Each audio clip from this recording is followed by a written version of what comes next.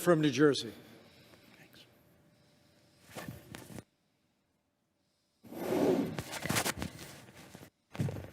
Mr. Vice President, I can only think of 2 times in American history that individuals laid siege to our Capitol, stormed our sacred civic spaces, and tried to upend and overrun this government. One was in the War of 1812. And the other one was today. What's interesting about the parallel between the two is they both were waving flags to a sole sovereign, to an individual, surrendering democratic principles to the cult of personality. One was a monarch in England, and the other were the flags I saw all over our Capitol, including in the hallways and in this room, to a single person named Donald Trump. The sad difference between these 2 times is one was yet another nation in the history of our country that tried to challenge the United States of America. But this time, we brought this hell upon ourselves.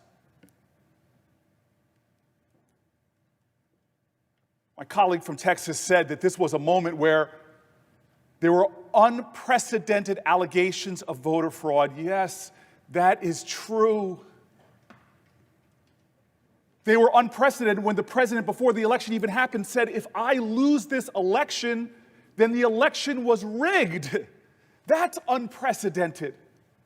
It's unprecedented before the night of the voting, even the counting of the vote was even done, that he called it rigged.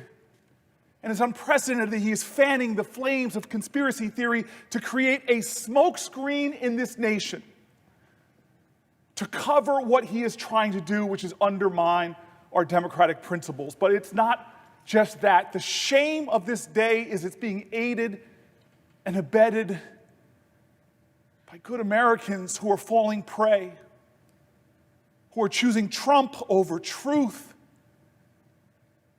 who are surrendering to the passion of lies as opposed to standing up and speaking truth to power, who are trying to fundraise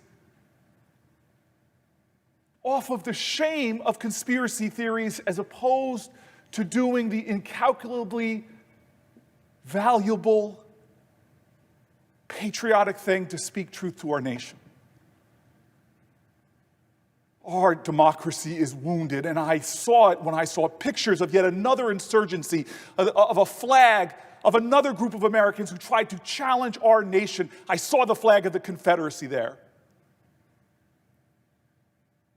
What will we do? How will we confront this shame? How will we confront this dark second time in American history?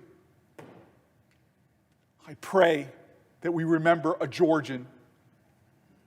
And his words, all I can say is we must in spirit join together like those Georgians on a bridge called the Edmund Pettus, who joined hands, who were called threats to our democracy, who were called outrageous epithets when they sought to expand our democracy, to save it and to heal it, when they joined arm in arm and said what we should say now, commit ourselves to that ideal, that together we shall overcome.